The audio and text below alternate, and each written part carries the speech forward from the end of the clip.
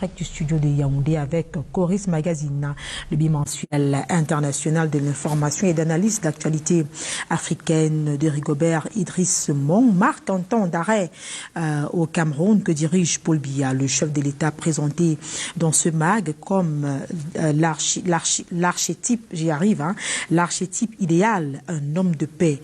Pour Coris Magazine international, dans le chemin de son mandat en cours, le président de la République a bat ses plus belles cartes pour conduire le Cameroun vers son émergence.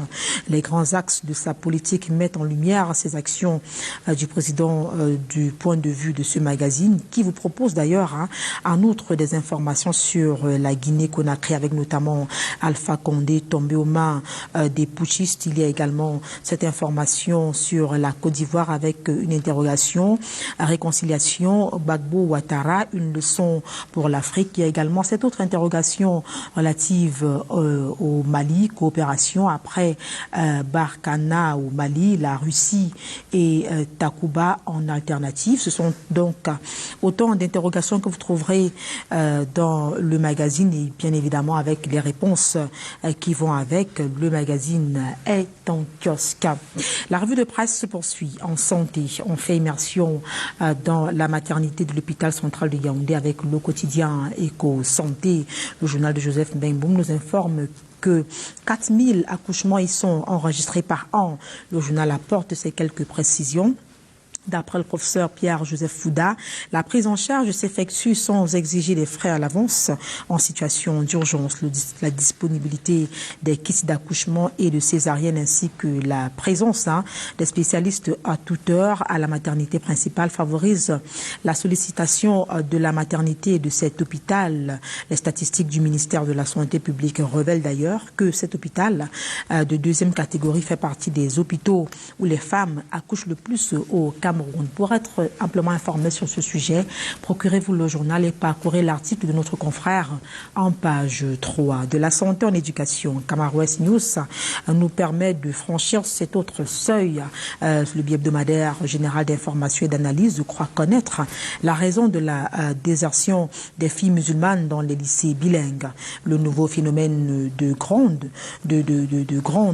ou alors le nouveau phénomène de crâne rasé dans les différents lycées bilingues des grandes métropoles imposés par certains chefs d'établissement pousse dorénavant la quasi-totalité des jeunes filles d'obédience musulmane à s'inscrire en masse dans des collèges privés car cet acte est mal perçu dans cette religion selon nos confrères. We move to something else with the Guardian Post. Northwest Regional Assembly on fire. According to Christian Gas newspaper, que se passe-t-il exactement entre les deux protagonistes présentés à la une du journal d'expression anglaise paraissant tous les jours? Des éléments de réponse en page 3. C'est un article que signent naturellement nos confrères d'expression anglaise. Avec The Guardian Post, on met la clé sous le paillasson de la revue de presse Acte 1 en direct du studio de la Cité Capitale. Merci d'avoir été des nôtres. Exercice assuré sous le plan technique par Lionel Capfeuille. C'est toujours grâce à lui qu'on met immédiatement le cap du côté de Douala pour vous retrouver Junior Ossan. Junior, bonjour. Qu'est-ce qui fait la une des journaux du côté de Douala?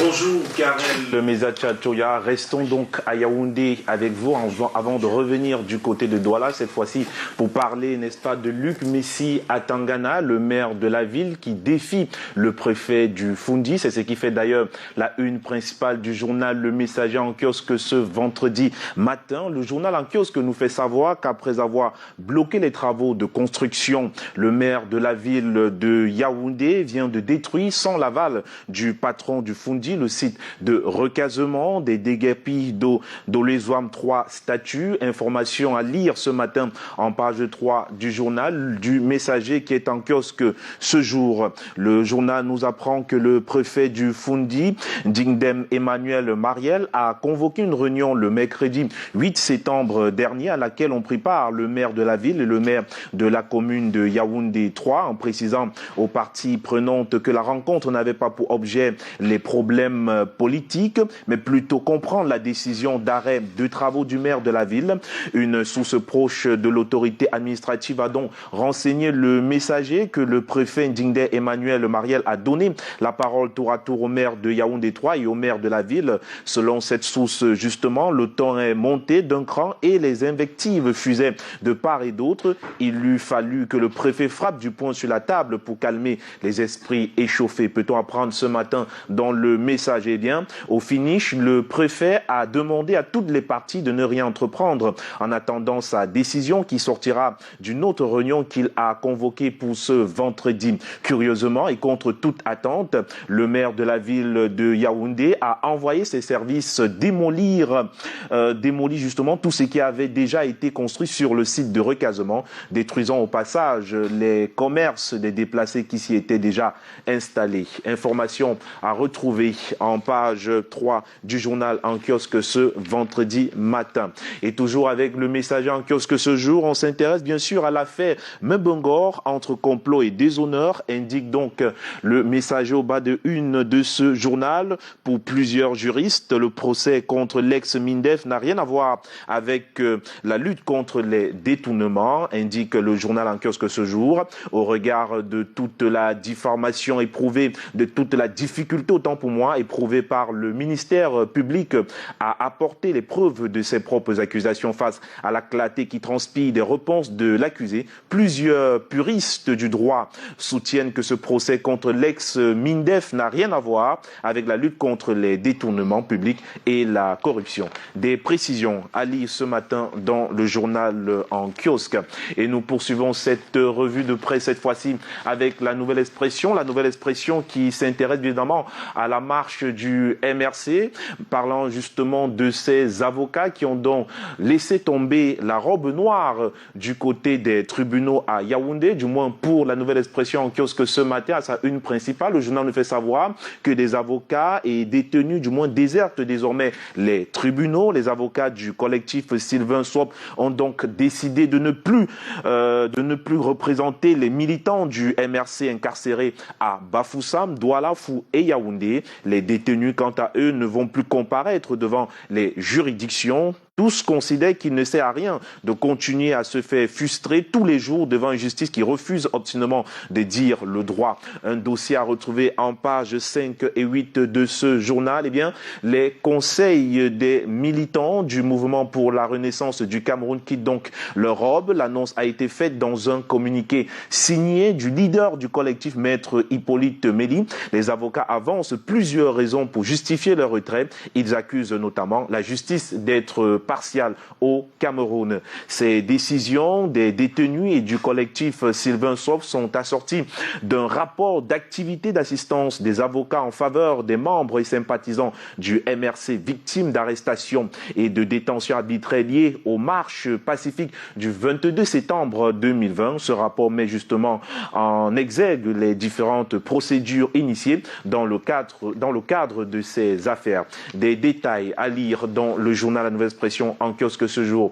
Et le même journal s'intéresse au football, au sport, football justement pour parler de la FECAFOOT ce matin. La commission électorale dos au mur, indique le journal ce jour. Les responsables de cette instance donnent une conférence de presse à la FECAFOOT.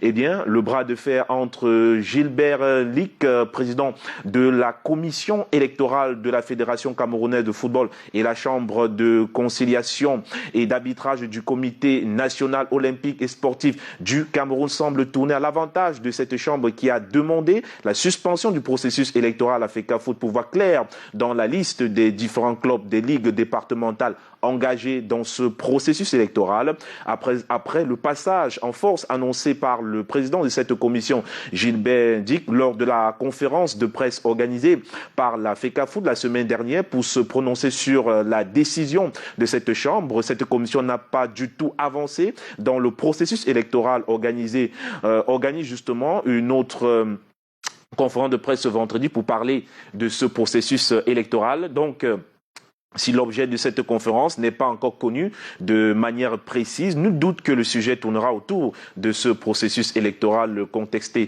depuis le départ. Peut-on apprendre ce matin en page 4 du journal? Eh bien, le journal nous parle également des espoirs, de l'espoir pour les déplacés du côté de Bamenda, et nous apprend qu'une organisation non gouvernementale s'est engagée justement à former au petit métier certains jeunes de ce côté du pays. Poursuivons cette revue de presse cette fois-ci avec l'œil du Sahel. L'œil du Sahel qui est un kiosque s'intéresse à la santé des populations, parlant justement du paludisme. 375 décès en 6 mois dans le Nord, indique ce matin le tri hebdomadaire régional d'information du Nord Cameroun.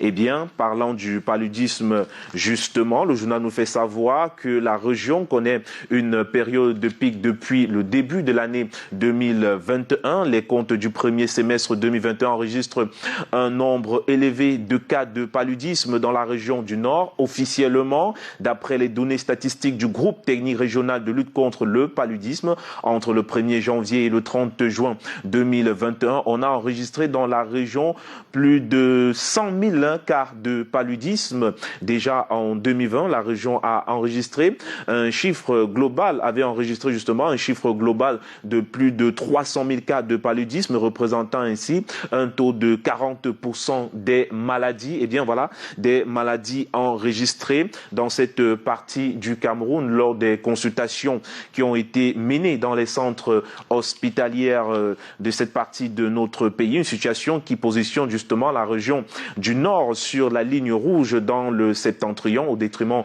de l'extrême nord et de l'Adamawa. Il faut dire avec l'œil du Sahel ce matin que la transmission du palu qui se fait par piqûre de moustiques appelés anophèles femelles crée une saturation en ce moment même dans les hôpitaux de la ville de Garoua. Cette maladie touche une grande partie de la population régionale avec 70% de cas d'enfants de moins de 5 ans enregistrés en 2020, d'où l'intérêt de la prise de mesures préventives pour pallier à cette endémie sévère dans le nord du Cameroun. Eh bien, poursuivons cette revue de presse toujours avec l'œil du Sahel qui est en kiosque. Cette fois-ci, l'œil du Sahel s'intéresse au football et se demande ce matin que sont devenus les vainqueurs de la Coupe d'Afrique des Nations 2017. Le dernier match des Lions indomptables du football contre les éléphants de Côte d'Ivoire le 6 septembre dernier à Abidjan a ravivé de bons souvenirs concernant notamment ceux de la CAN 2017 au Gabon et où le Cameroun avait ramené le trophée à la maison. Qu'est devenue donc cette équipe? Que sont devenus les artisans de cette belle aventure qui ont rendu fier le Cameroun et les amoureux du ballon rond? Où sont-ils? S'interroge le journal ce matin.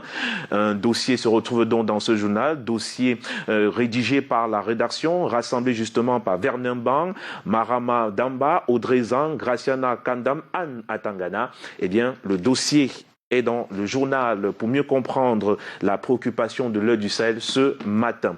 Et nous poursuivons cette revue, cette fois-ci avec ce magazine, Afrique Business Magazine, qui est en kiosque également et qui, dans son éditorial de ce vendredi, s'intéresse au leadership féminin, autant pour moi, qui est, n'est-ce pas, au-delà de tout, selon Joël Franklin Momo, directeur de publication du dit magazine en kiosque ce jour. À l'affiche justement de ce magazine apparaît cette dame, cette Camerounaise, Valérie Chenchou, la présidente de l'association des nouvelles femmes dynamiques africaines. Cette femme au zénith a pour objectif premier faire sortir les femmes de leur peur pour le bien de l'Afrique, indique ainsi Afrique Business Magazine qui est en kiosque.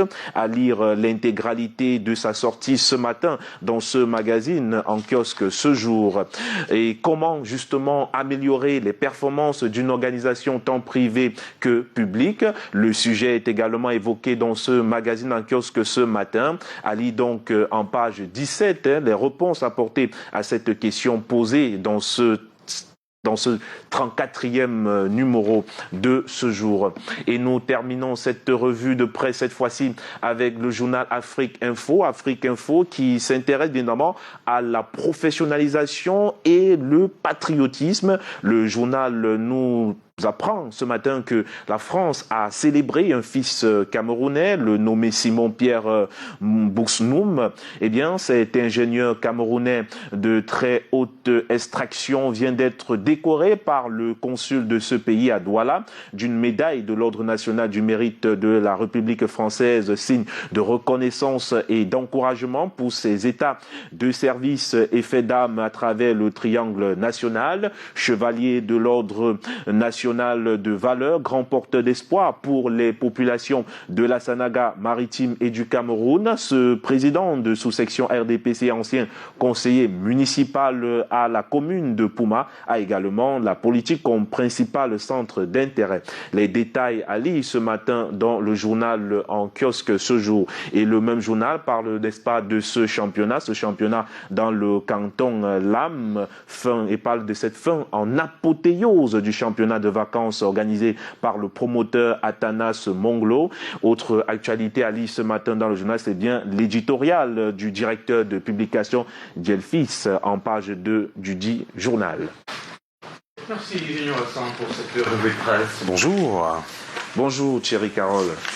Alors, Junior, c'est vrai que, comme toujours, quand on fait un petit tour dans la société, on peut se rendre compte, il y a quelque temps également, que sur les réseaux sociaux, la personne était très heureuse du fait, paraît-il, que Dieu a gratifié, ou j'ai dit, la nature a bien voulu gratifier le village Bana d'un peu de neige.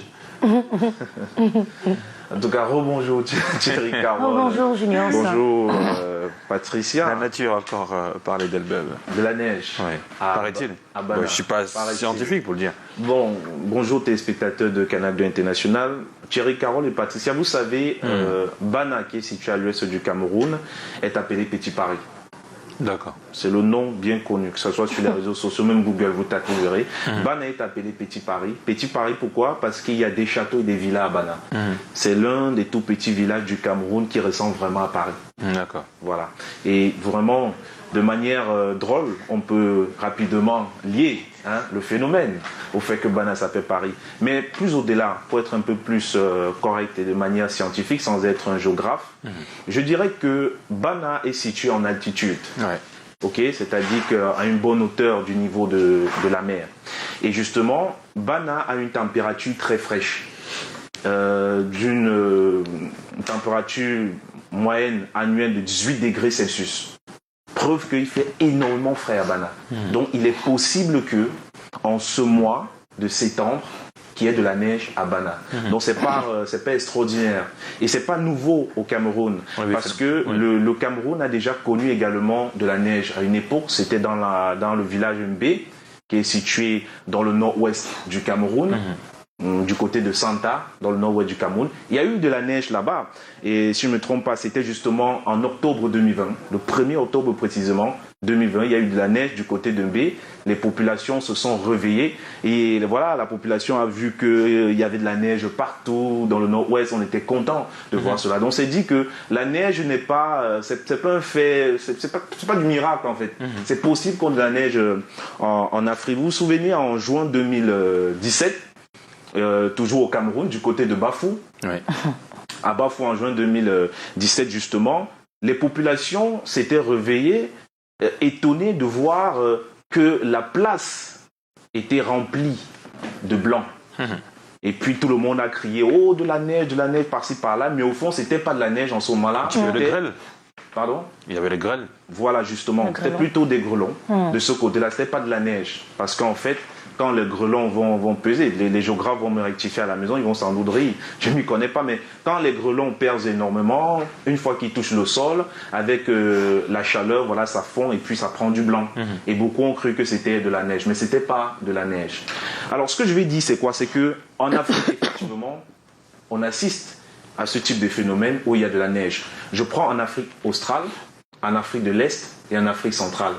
Vous allez voir dans des pays comme le Lesotho. Dans le Lesotho, on a constamment de la neige là-bas. Voilà. C'est en Afrique. Vous allez voir des pays comme le mont Kilimanjaro, qui est situé au Rwanda. Je crois bien, c'est au Rwanda, n'est-ce pas? Le Kilimanjaro est au Rwanda? Bon, je crois bien passer pour moi. Oui, je crois. Non, le Kilimanjaro, c'est Tanzanie. Le mont Kilimanjaro, c'est en Tanzanie. Donc vous allez voir en Tanzanie, qui est l'Afrique de l'Est, vous allez voir que de ce côté-là, on a aussi de la neige. Et bien sûr, même en Afrique du Sud, l'Afrique du Sud qui est effectivement située en Afrique australe, parce que la Tanzanie, c'est en Afrique de l'Est, l'Afrique du Sud qui est située en Afrique australe. Dernièrement même, ça ne date pas d'une semaine, dans la ville de Cérès, si je ne me trompe pas, exactement dans la ville de Cérès, c'est le nom exact. Il y a eu de la neige là-bas, on en a parlé énormément. C'est situé à 180 km du Cap, du côté de l'Afrique du Sud. Et il y a eu de la neige. Donc c'est dit que en Afrique, on assiste également à cette étude de phénomène dont la neige n'est pas seulement propre à l'Occident. C'est clair. Oui, mais sauf que c'est pas courant, c'est juste que c'est pas tout le temps que ça arrive, donc c'est normal que ça fasse parler, que ça crée même de l'enthousiasme, j'ai envie de le dire comme ça, quand on en voit. C'est nouveau, ça n'arrive pas tous les jours. De toutes les façons, vous savez, le fait de la colonisation, ce fait nous a fait croire qu'en Afrique, au fait qu'il n'y a pas que l'Afrique. En Afrique, l'Afrique chauffe toujours. En Afrique, l'Afrique n'est pas que chaude. Parce que en fait, lorsque la France, écoutez, la France va coloniser l'Afrique et beaucoup plus l'Afrique centrale, beaucoup plus l'Afrique de l'Ouest et un tout petit peu l'Afrique centrale également. Or, la France va coloniser beaucoup plus les zones chaudes de l'Afrique. Et dans l'imaginaire de l'homme francophone, c'est-à-dire celui qui est attaché à la France, il croit que en Afrique, c'est seulement de la pure chaleur. Ah, ils n'ont qu'à venir à Tchang. Ils vont confumer. Donc, vous allez voir que les personnes qui sont dans l'Afrique anglophone, c'est-à-dire dans les parties anglophones, comme je l'ai cité tout à l'heure, dans l'est de l'Afrique, c'est-à-dire en Tanzanie, etc., là-bas, voilà. C'est naturel. C'est tellement frais. On est habitué. L'Afrique, c'est également de la fraîcheur. Et d'ailleurs, l'Afrique, c'est quand même un continent rempli de verdure. Il y a tellement d'arbres en Afrique. Après moi, j'ai envie de dire qu'on ne revendique rien. En fait, moi, je ne revendique rien en tant qu'Africain. Si on veut, on chauffe. Pour le dire comme ça, je veux dire, si l'Afrique est vraiment chaude, c'est super aussi. On le dit souvent, c'est notre différence qui nous enrichisse. Alors nous, de temps en temps, peut-être si on veut la neige, on va aller de ce côté-là. Mais c'est notre côté chaud là qui fait qu'eux aussi ils viennent de temps en temps par ici pour profiter de la chaleur, du soleil et se réchauffer. Donc vous continuez chacun est comme il est, chacun Patricia continue à vivre dans cet imaginaire créé par la France, de croire que l'Afrique c'est un continent. Non, elle n'a pas dit. J'ai bien précisé, même si c'était ça. Voilà, même si c'était ça. Il faudrait apprendre ce matin à nos enfants. L'autre c'est quoi? Ceux qui nous regardent à la télévision, les enfants qui nous regardent. Ça veut dire quoi d'abord l'Afrique chauffe? Ça veut dire quoi? Voilà, non. Ceux qui nous regardent, voilà justement parce que beaucoup de gens croient que l'Afrique c'est le désert. Qu'en Afrique ça chauffe, en Afrique fait tellement chaud. Non, il fait pas chaud, il faut pas extrêmement chaud en Afrique. C'est l'Afrique, c'est vers l'Afrique centrale, l'Afrique de l'Ouest que ça chauffe. Mais dans les autres parties de l'Afrique, bah là on a quand même de la beauté, on a quand même un climat assez doux. L'Afrique c'est le meilleur continent. Et voilà, effectivement, faut le dire comme ça. Merci mon très cher numéro 5. De rien. Et sur ce, j'espère que vous avez passé un très bon mois avec nous. C'est vendredi, c'est en début de week-end. Ce sera quoi menu pour vous? Travail? Vous restez en Afrique? Ouais, voilà, vous irez chercher un petit peu de neige à j'ai envie d'aller à Bana. Ah, je me disais. Bien. Et bien, c'est maintenant, on va dire Zélé. Zélé, mamie, à tous les Bana qui nous regardent ces jours. Allez, on prend la pub, à tout de suite. Oui. Canal Direct 13. Une édition davantage tournée vers le digital. Pour ne rien rater des Canal d'Or, rendez-vous sur la page Facebook Canal d'Or officiel. Abonnez-vous. Likez, commentez